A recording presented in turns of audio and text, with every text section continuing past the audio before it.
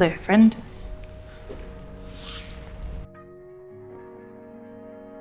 You'll pick it up as you go, that, you know, that we're not like a normal couple, pretty much. It's like, yeah.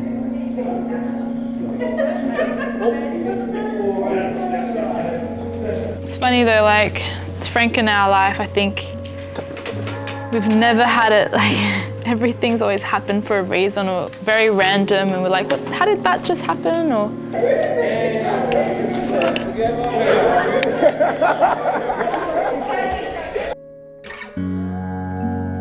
this was supposed to be personal with no one around, but it has become the whole family is here, but that's okay. But that's okay.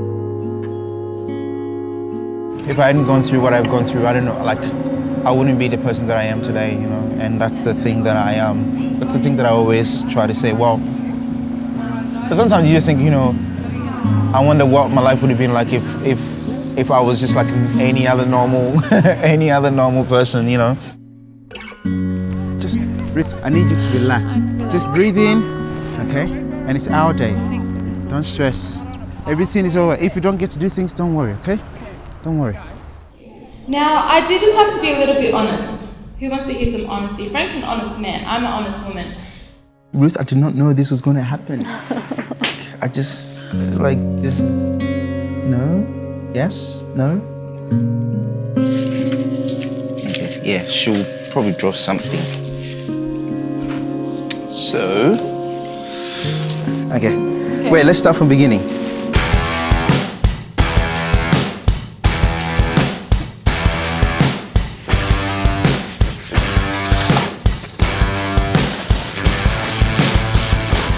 I have to just be a little bit honest. I have been the crazy bride. DIY bride right here. I'm just gonna draw just a wedding dress, I think. All the inspiration, all the sketches with the bridesmaids, all the fabric swatches.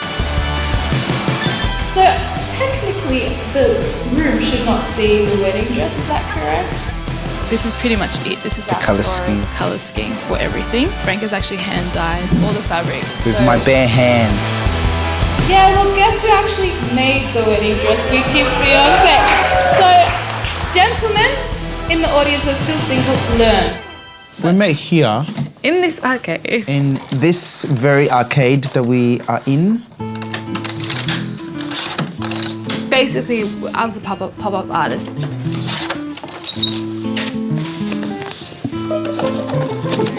Whenever a new pop-up artist was coming into the arcade, Meryl would come and introduce us. It was just a common thing. Come into the shop and he's like, oh, hi, I'm Frank. And I'm like, hi, I'm Ruth. And Ruth said that I started stalking her. I don't know if it was stalking. You were like every day like, hi, Ruth, hey, Ruth, hey, how you going today? You know, like I'm actually quite a nice person, you know? Oh, that's like good. I like to just say hello to pretty everyone. young girls. Hi Ruth, you want to get a coffee? Did I ask you for coffee? Yeah, you asked me for it. Oh, okay, well that's good. Then one day I went to go get a coffee at our local cafe and Frank was there. I went and ordered my coffee and I was like, can I have a 3/4 full latte? And then next thing Frank says is, can I have a 3/4 full latte as well? And then one day you discovered that I drink 3/4 latte. No one drinks that. I drink that. That's my coffee. It's very, very rare to meet someone who drinks 3/4 full latte. No one even knows what that is. So no, you copied me. And you said that I copied you. Yeah. Weird that we're just getting along so well. At least I was being friendly, like not like being creepy. Okay, you were a bit weird. You were a bit creepy. I wasn't creepy. Excuse me. You said that I was a creep that just came to your shop and just wanted to talk to you. Perhaps I was that creep. But look at us now, 3 years later, we're here. And now, we're here making invitations. In the same shop, same arcade.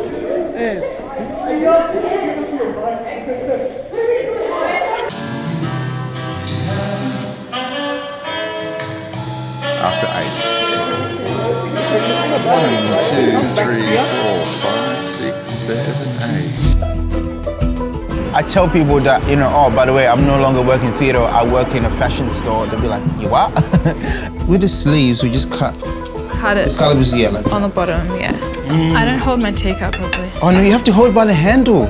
I moved on from performing on stage, production managing, stage managing, lighting designing, There's an etiquette behind everything. That's why you're talking with your mouth full. Robert Love from Riverside Theatre, actually.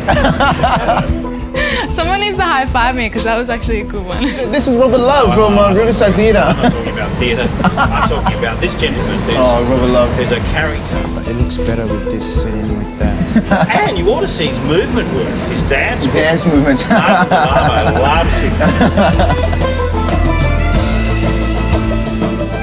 But how can you do the girls bit? It's left and right. It's so easy. 1, 2, 3. 1, 2. I don't know which way we're turning, by the way. So, hold on. Aren't you meant to just do it?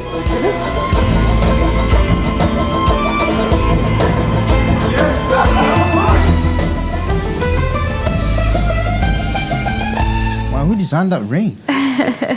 Hey? Whoever did That it. person is a keeper. Is he really?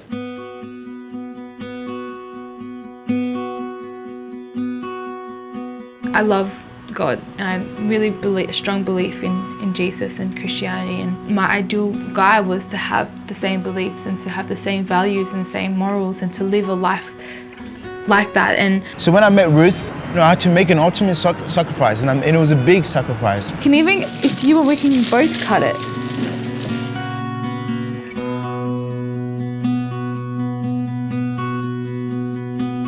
Ruth needed a lot of help with her business. When I started doing more of that, I started doing less of my work. He wasn't at all at church or wasn't actually interested in God in the way that I was. But for some reason, Frank and I would always speak about God. And I said to him, well, why don't you come with me to church? And he said, yes. And I probably thought he's just coming just for the sake of me. I brought this with me because I'm going to cry. Ruth's very close with her family and the mum and the dad, and they have welcomed me and accepted me just like a son, so it's great. She took me and introduced me to Frank. I love it when he stands in Parramatta in what's the name of the street? I like the gentleman. I mean, I saw what he was selling and he was a good salesman. Darcy Street, and he stands with all these pamphlets. Specials on the dresses! Specials come inside, 50%! Homemade, not homemade, tailor-made dresses! And he gets the business. He gets the business. Thank you, Frank. One day, it was the end of the year, and it was Christmas time, and Frank wanted me to come over and meet his sister and his family. I'll just pull this down a little bit. Drop it lower. Just ever so, that's it, that's all I need. Nearly 3 years ago, I would say. That's it. It's like, it's just because it's the lace, it's not, you did it good, you did it okay. perfectly. We have just moved in and we decided to make a barbecue, and that's when he brought Ruth.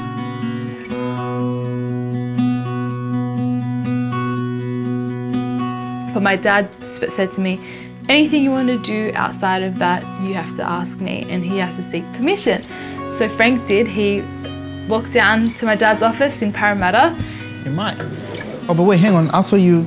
This is gonna take ages. Frank is truly my spiritual son. So before he asked to marry my daughter, At that moment, instead of Frank asking him about me, he ended up talking about God. And he accepted the Lord as a personal savior. With me, we knelt together, we prayed together, we cried together.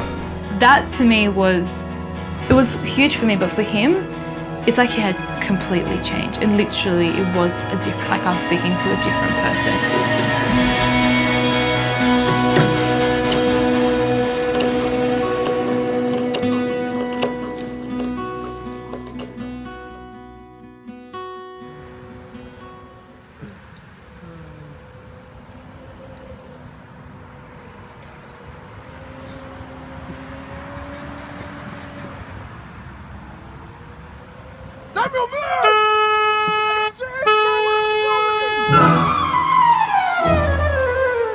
And then the chaos started. It's been a very stressful week.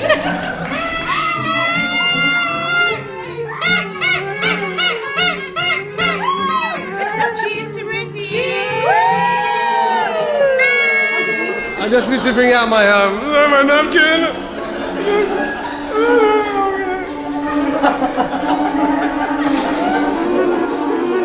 Wow!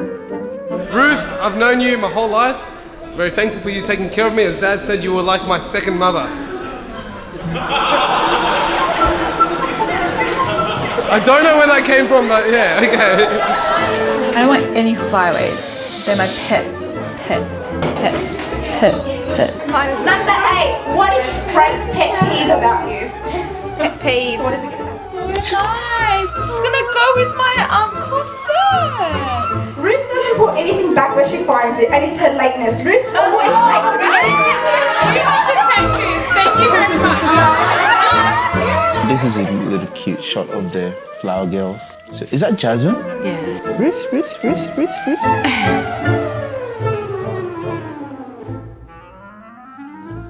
I'll have to get you tissues. Oh, he can't see that side. I'll get you tissue. I think you can. You never know what the camera can see, Ruth. Ah, thanks, husband. Sorry, guys. Sorry.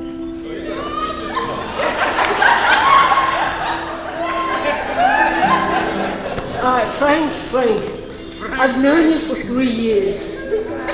I met you in the hospital. One thing for me, like finding a companion, was someone who's stable and strong and who could be there when time is hard. Thanks, buddy. What is that? Mascara. And you've been there, like I've always been a really good friend to me and to Ruth. Every 3 months, one of my brothers is in hospital, and then the craziest thing was when Michael got called in for his double lung transplant. And my brother wasn't gonna make it to our wedding.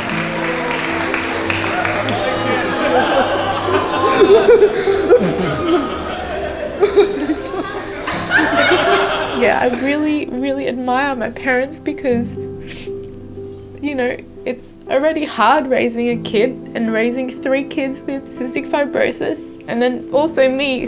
Look after Frank. He's a good guy. I actually feel sorry for him, but that's You would never know there's something wrong with my brothers. Oh, Mom, I'm sorry. They're my inspiration. They make me want to live life passionately, and my dad has always taught us, don't let anything hold you back. Follow your dreams, and even if it doesn't succeed, then just hear me, I'm getting married.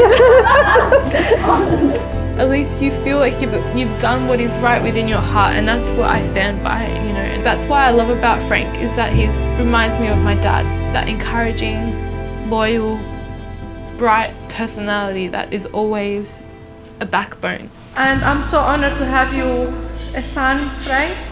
For Ruth to love you, you must be so special, because she's not easy to love. This is the thing. So.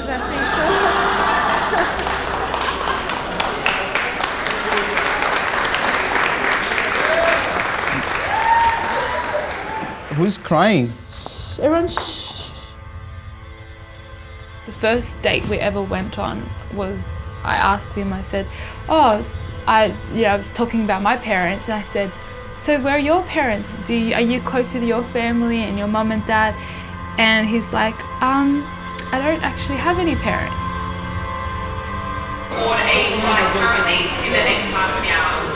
I grew up in a little village in Ghana. I was living with my mum, and my father was apparently traveling. When he had came back from his travels, he was very sick. And his grandpa would say he said to Frank, can you please get me the following ingredients off the nature? So Frank had to go off on this little journey for a few days to pick up all these things for his grandpa and to make his dad better. But during that time, he passed away. You haven't seen this email? No, I haven't. What does it say? Dear Frank and Ruth, please could you clarify if you have a second names and what are the full names of both your parents? When that happened, my uncle was here and he organized to get me and my sister and a few of our families to migrate here. One day he was around 17, 18, just finished high school, and he gets a phone call from Ghana. I hadn't visited my mum's, so I haven't been back to Ghana since I got here, so.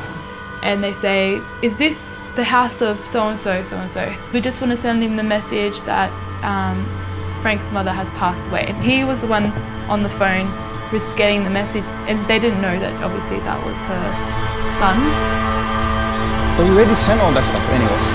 I have all of the information. Are you going to send them your actual parents' names or? I just want to clarify or just confirm or just make things clear. A lot of people have known me as Frank Mainu. I guess in Ghana, like, they dream to come to a better country and they dream to come to Australia, and they actually, his uncle brought him in as his own child. If you don't mind, can we stand for 1 minute for our parents, because our parents is no more? You have to wear it, okay? I know you don't like necklaces, but you have to wear it. Yeah, sure, absolutely. Do I reach my hand out?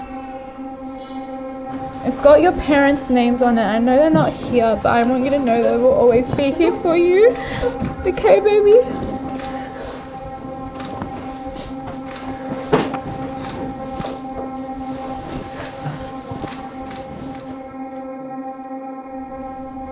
Frank Mainu is a name that I have here in Australia. I am so honored and will never forget this day to be able to marry my own daughter. I've been waiting for this day for a long time, and it's happening. Frank Boama was the name that was given to me at birth, that I was named after my grandfather. That's where I look at him and I look at his strength, and I think for you to be able to go through what you've been through and to be who you are is a huge thing, and that's what made me fall in love with him. And I'm very proud to say that today I'm standing here as Boama. That's one thing to clarify. Frankie, my dear brother, repeat after me, please, in English, not Arabic. And I know that this is supposed to be like a Prince Charming and sort of Disney moment. I just want to talk about God. I, Frank, take you, Ruth. I, Frank, take you, Ruth. To be my wedded wife. To be my wedded wife. There is nothing, honestly, no matter what we do, it is meaningless if God is not the center of it. I, Frank. I, Ruth. Good night. I just want to see if you're awake or no.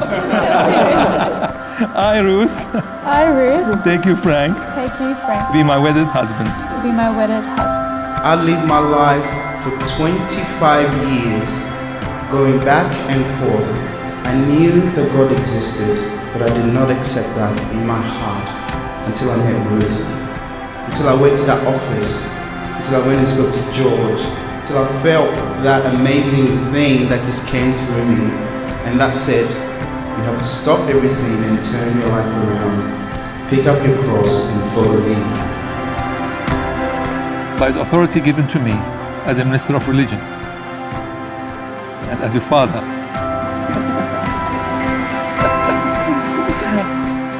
today has been a God-made day, and it's a day that I am going to rejoice forever, like remember forever, because this is God's work. And in front of all these lovely people, I really would like to declare that they are new husband and wife according to the ordinance of God and to the law of the Commonwealth of Australia. Now you may kiss the bride.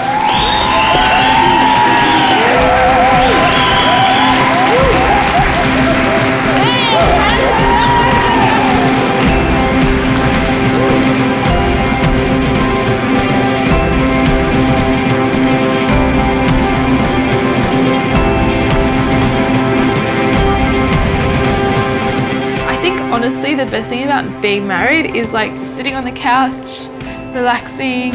Being married? Yeah, it's just...